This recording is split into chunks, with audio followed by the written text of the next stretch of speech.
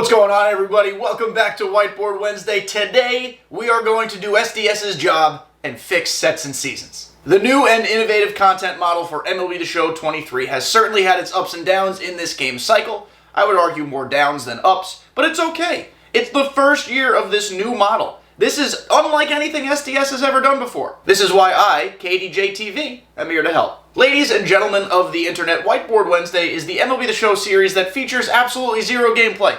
Me and a whiteboard, just riffing on the game. We try to have a little bit of fun, have some laughs, but of course we're going to educate and come up with some good ideas along the way.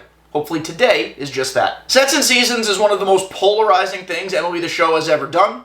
You either love it or you hate it, or I guess maybe there's a third option like me. You have hope it can work. So I have outlined 6 things I think can drastically improve sets and seasons for MLB The Show 24. But let me know what you think. Put it in the comments. Do you want sets and seasons to go away forever? Do you think it has potential? Do you like the ideas I'm coming up with? Did I forget something very popular that would help the mode? Please, let me know. Let's talk about it, have a discussion, and let's get to the video. In my opinion, the #1 thing holding back sets and seasons is not content balance, though that is true. It is not 99s too early on day 1. That is not a problem. Get that idea out of your minds. The problem is that with SDS's current formula, sets and seasons cannot exist in an ecosystem that also is so focused on collections. Collections in MLB The Show have been a community favorite for a very long time. The live series collection is great. That can stay. The core collection introduced this year, even though we haven't heard it in 4 months, can also stay, because I think it fits. But overall, you cannot have a content model, like sets and seasons, that also has collections involved, because you're constantly going to have to be releasing crap. Basically, all SDS has done since launch is release cannon fodder binder cards that you're never ever going to touch except for the occasional event in which they might be eligible. MLB The Show is a collectathon. It's basically a relay race to see who can collect as many shite cards first to get one of 3 actually very good program bosses. Or I guess technically they're called set bosses now. The problems with this model, collections plus sets and seasons, continue to snowball as you keep looking into it. The set 4 bosses, for example, are significantly better than the World Series rewards, and I'm sure they'll be significantly better than the Battle Royale rewards. So what should we do? We should just remove the collection as a thing from sets and make those cards rewards for things we should earn, like World Series or BR, whether you make them organically or you get them through the program. Collections just doesn't work because we all get so upset there are so many 97s, 93s, 94s, programs are not good cards. It's because they just want you to fill your binder. I don't think that works with sets and seasons. Remove collections, it automatically balances out the content because it doesn't mean they have to give you as much crap. They can make their content drops worth it. They can make their content drops bangers because they don't have to release 300 cards a set to make sure you can do a collection. They can release, I don't know, 100, 150, just really quality cards. This also eliminates things like how we have 2 97 George Bretts and 2 97 Eddie Murrays, but we still don't have a 99 of either. Overall, if they were to just make one change for MLB The Show 24, lessen collections, I think we're already in a better place. We kind of just alluded to it, but the next thing SDS should do is spread the love. Stop giving me Kyle Schwarber 99s. I know we riffed on that quite a bit a couple weeks ago, but I'm going to keep saying it until the point gets hit home. I understand that big beefy George Brett was a collection card last year, and I understand that he was incredible and a community favorite. He was probably my favorite card of the year. I think it's silly that we have 2 97s of him at the time of recording by set 4, and we still don't have a 99. Even if the 99 is not as juicy as the last one, kind of like McCutcheon's new 99 is not as juicy as his old one, I still want it. I want to use George Brett. And I hate to just simply regurgitate points, because again, we talked about this a couple weeks ago when we talked about 100 plus 99s we still don't have. But MLB The Show can literally fabricate a perfect card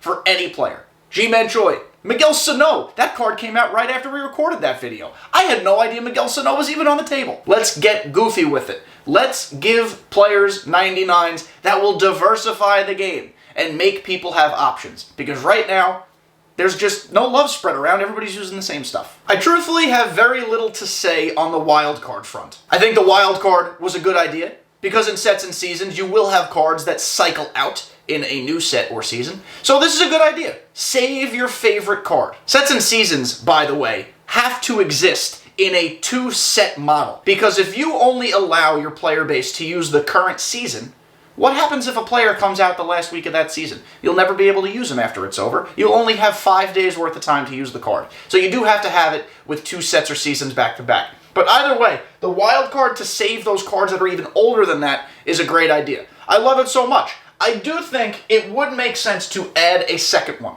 So you can use 1 on a pitcher, 1 on a hitter. You couldn't use 2 on a hitter, you couldn't use 2 on a pitcher. It would have to be spread out like that. But I think the wild card is a great idea. But it kind of filters into my next point here. I, kdjTV, on Monday, September 4th of the year of our Ramon 2023, the day I'm recording this, am proposing an innings cap on all non-wild card cards from the previous set that the game is currently in. What does this mean? Just to be precise, it is currently set 4. Any set 3 card that I want to use should be put on an innings cap.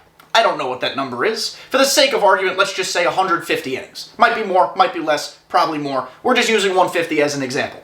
That means for every game you use that card, its innings tick away. Once it reaches 0, you can no longer use it in your lineup. I think that aids with lineup diversity. I think it aids with lineup creativity. I also think it aids in us having to use some random cards we might not otherwise use, because we have this ticking time bomb that's constantly going back. To be clear, not every single card has this, only from the previous set. And that clock only initiates once that card's current set is over. And wild cards don't count. Wild cards you can use forever. That's the purpose of the wild card spot. It adds a little extra incentive and decision making into who you're putting where, because you might not have them forever. And we can talk about which modes this is active in. I'm not sure if it should just be ranked, if co-op should count, if BR should count. I don't think BR should count. Events might count, but I don't know. I think we can talk about that when we get there. But I think giving us a clock that is ticking backwards constantly would actually be pretty interesting. I don't think energy maybe would work as well. Some people in my comments on my 10-minute mailbags on Monday have suggested position player energy to make our lineups move and swap players in and out. I get where that's coming from, but I actually think this would be more effective. One of the biggest drawbacks to sets and seasons in the way it's currently built is grinding. I'm all about the grind. I don't like complaining about grinding, because I think grinding is a fundamental part of keeping people on your video game. But SDS has constructed this year to be basically an entire offline grind, and for online players like me, not even talking about being good or competitive, just online-focused players, offline grinding absolutely sucks. Anecdotally, I've spent about the past 24 to 36 hours of gameplay grinding away at Team Affinity. I finished it. I did most of that grind between rookie and veteran. Now I'm going into the event, and it looks like I've never swung a bat before.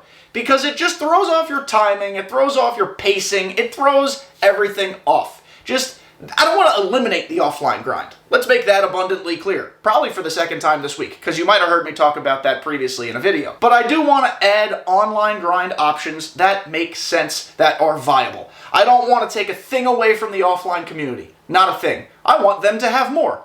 But I think everybody should have more. Options are good. I also think there's gotta be a way for every set or season, I still don't know what we're supposed to call it, but if every one of those introduced a new grind, a new style of earning the PXP or program points to achieve the goals. I can no longer take the Oakland Athletics and carry them to Shield Woods and then bend them over and just destroy them from the back a million times, scoring 50 to 60 to 70 runs a game. I can't do it anymore, and I don't think the Oakland A's appreciate it. And I think the final thing SDS needs to do to make sets and seasons really sing is figure out captains. They just have not quite grasped the concept perfectly yet. For one, we can no longer have these outlier captains like Cal Ripken Jr. The reason people use him is because his boost is OP as shit. They don't use any other captain because the boosts just aren't worth it. Overall, captains just need to be better, and they need to be more well thought out. Let's use this as an example. Let's say I have 99 Derek Jeter because I finished live series collections. I think most of us have at this point. But I want to get a Yankees team boost, so I plug in a theoretical Captain Derek Jeter. Well, guess what? I can't use my 99 that I just grinded the live series for. It is an unfortunate situation, because you have the captain card that does the captain thing, and then you have the signature series card that does the signature series thing. I wish there was a way you could bring them together. Maybe you P5 the Signature Series card and he gets the captain abilities. Maybe there's a way you could go through some sort of evolution to merge the two cards together.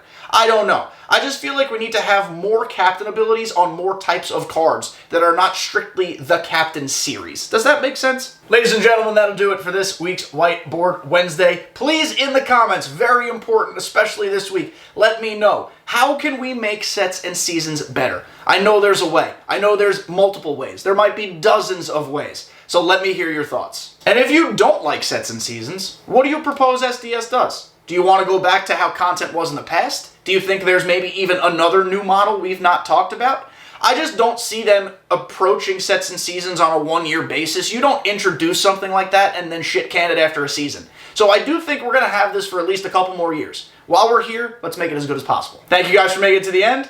Hope you all enjoyed it, and I'll see you next time.